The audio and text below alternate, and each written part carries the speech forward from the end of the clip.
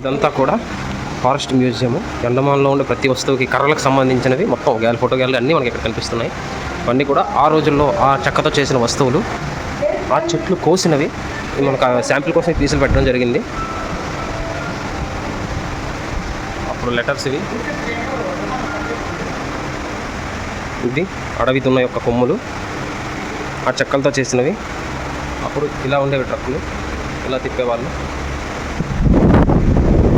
ఆ స్టాంప్స్ ఉండే స్టాంప్స్ భయంకరమైన మనకి గోడ యొక్క నమూనా.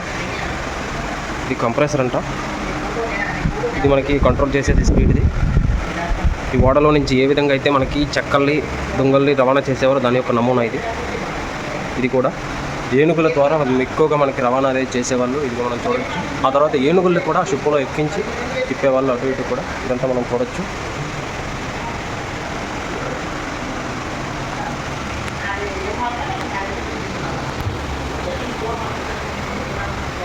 మన ప్రాంతంలో ఈ ప్లేస్కి వచ్చిన మెడల్స్, కప్పులు అప్పట్లో చేసిన కుర్చీ ఇది. ఈ టైప్లో అయితే ఇప్పుడు మనం చూడడానికి కూడా ఎక్కడ కనిపించకపోవచ్చేమో. ఈ దొంగ చూసారు ఎంత లావు ఉందో, ఎంత సైజు ఉందో. వెదురు దొంగలు ఇవి ఇలా ఫిక్స్ చేశారు ఇక్కడ. ఇవన్నీ కూడా ఆ రోజుల్లో ఉన్న చైర్స్ అన్నీ కూడా, ఇప్పటివి కాదు. ఇవి సుమారు 100 సంవత్సరాలకు పైబడినవి ఇవన్నీ కూడా.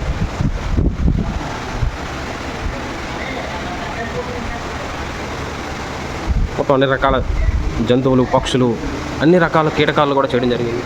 ఇది పడవ యొక్క స్టీరింగ్ చెక్కతోనే చేశారు. దానికి కొంత మెటల్ యాడ్ చేశారు. ఇది గ్రామ్ఫోన్. ముఖ్యంగా ఆ రోజుల్లో గ్రామ్ఫోన్ ఇదే ఒక బాక్స్లో ఉండేది. ఈ బెల్స్తోనే కొన్ని రకాల సిగ్నల్ క్యాచ్ చేసి చాలా రకాలుగా ఉండేది. దీన్ని చూడటం కూడా చాలా అద్భుతంగా అనిపిస్తుంది ఈ ప్లేస్లో. ఇంకా ఇవన్నీ కూడా చాలా బాగున్నాయి. సీతకు ఒక చిలుకనే చేశారు ఏకంగా ఒక చెక్కతో.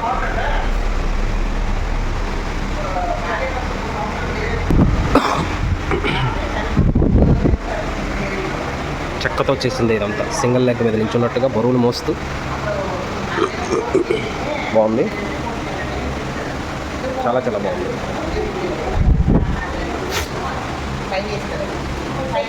ఇదంతా మన దేవుడి గురించి చెప్పచ్చు.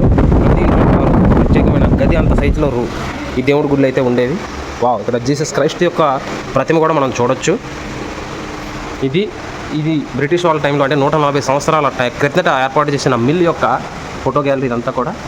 అప్పట్లో ఇక్కడ ఎక్కువగా అడవిలో ఎక్కువ భయంకరమైన చెట్లు, పెద్ద మానుల్ని కట్ చేసి ఇక్కడ ఎంత కూడా చేయడం జరిగింది. దాని యొక్క నమూనా చిత్రాన్ని ఇక్కడ ఏర్పాటు చేశారు. మిషనరీ అంతా కూడా 8 అడుగుల ఆ రంపం యొక్క నమూనా.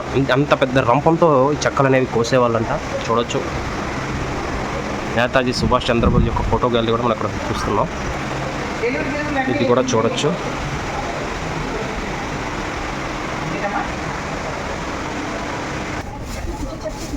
టూరిస్ట్ గైడ్ వచ్చారు.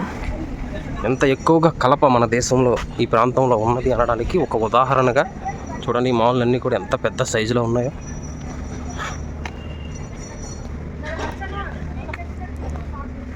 చాలా పెద్ద సైజులు, పురాతనమైనవి.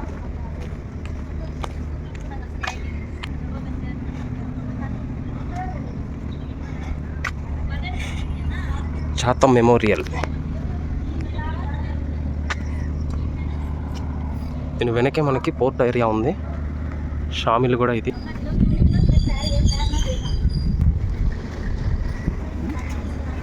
అటు కాదు, ఇది జపనీస్ బంకర్. లోపలికి వెళ్ళాలి.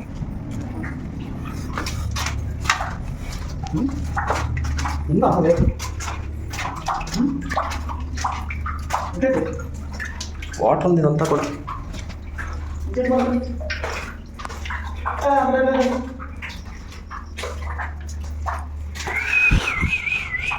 ఇది ఏంటనుకున్నా?